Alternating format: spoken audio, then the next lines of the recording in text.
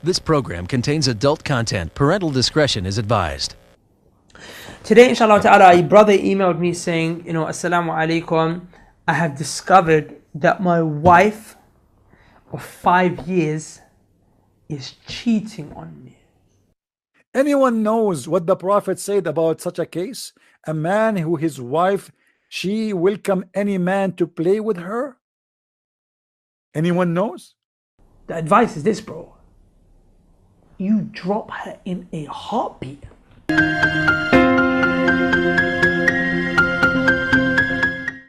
The Muslims are so good to call the sheikh to ask him, Assalamu alaikum, brother.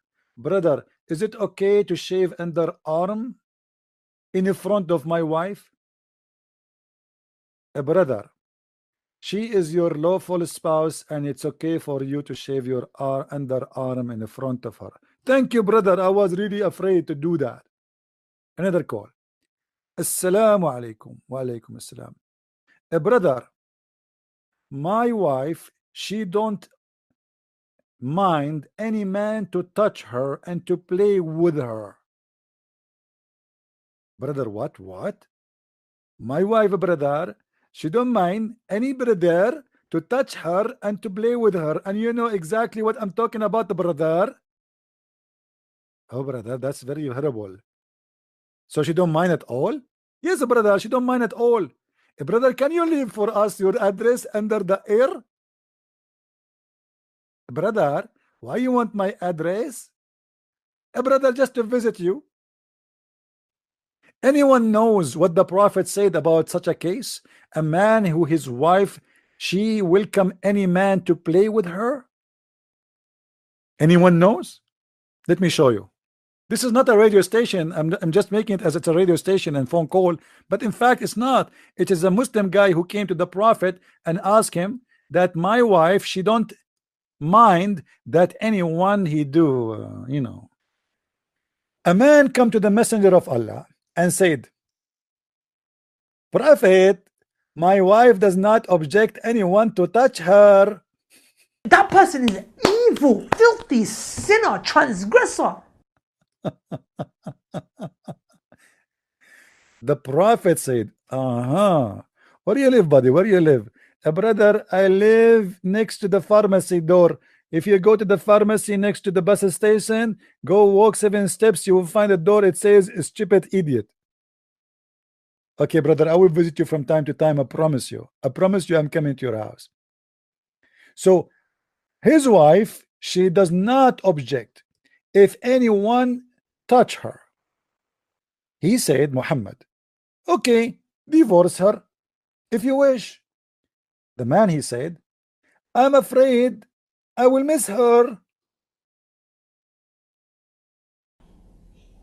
What is wrong with brothers who catch their wives cheating and they're like, I don't know what to do? What do you mean you don't know what to do? Drop her. Where's your self-respect? Where's your rujula? Where's your manhood? The Prophet said, then stay with her as much as you need to.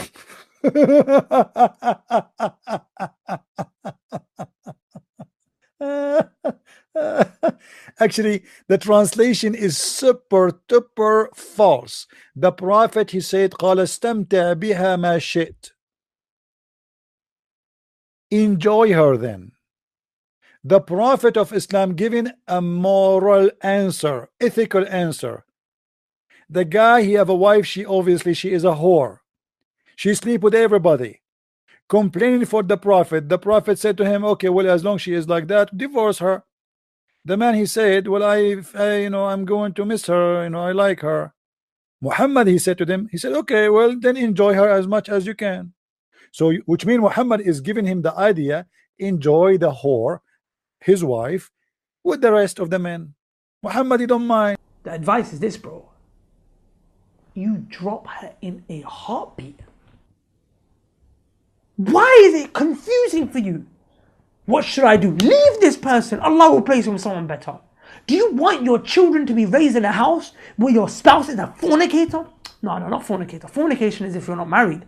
Adulterer. This is worse. He had a wife to make love to. She had a husband to make love to. but she chose to do it in haram. This person, this is good. Do you really think a child of a parenting is going to come good in this kind of a household?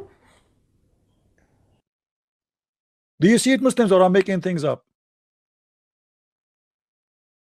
Muslims, did I make things up? Look what Muhammad said. قال استمتع بها. Enjoy her. Enjoy her with the rest of the men. Look here in this hadith. The hadith is coming with better translation, more honest translation. I think what happened in the other hadith is translated by a different person, so this person is more honest. A man come to the Prophet, S-A-W-S. My wife does not prevent the hand of man who touch her.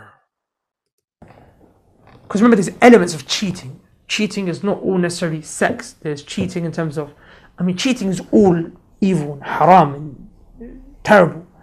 I'm just saying that, you know, to say that this was zina, that's a big thing. I mean, look how honorable this man is.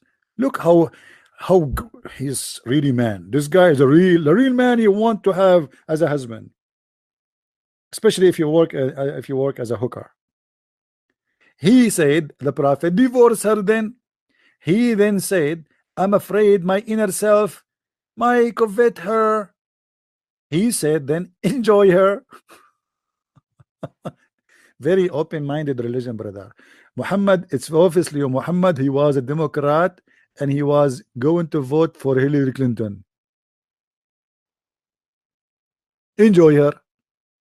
This is a prophet of God. A prophet of God. He is saying to a man, his wife is a whore, to enjoy her with the rest of the men who is enjoying his wife.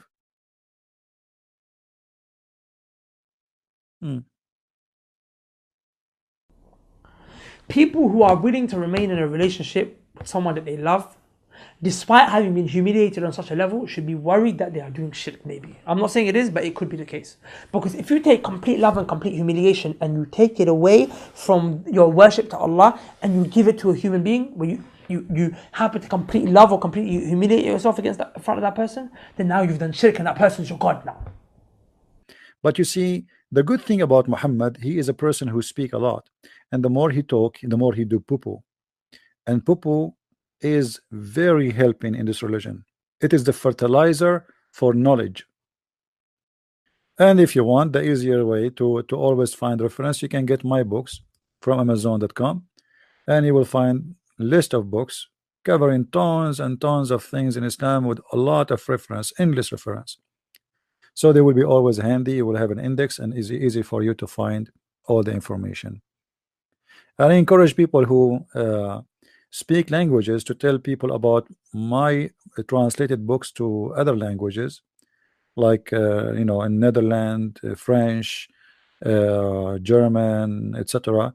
Tell your friends, even in Swedish, tell your friends, so more people will learn about this cult. Because at the end of the day, the more we have people who have knowledge, the easier is to fight this dangerous cult, which might destroy your society, your economy, your security. Already you cannot go in the airport. You have to go in the airport 2 hours before the flight just because of Islam. As simple as that. You are paying at least $150 tax for your airline ticket just because of Islam, for security.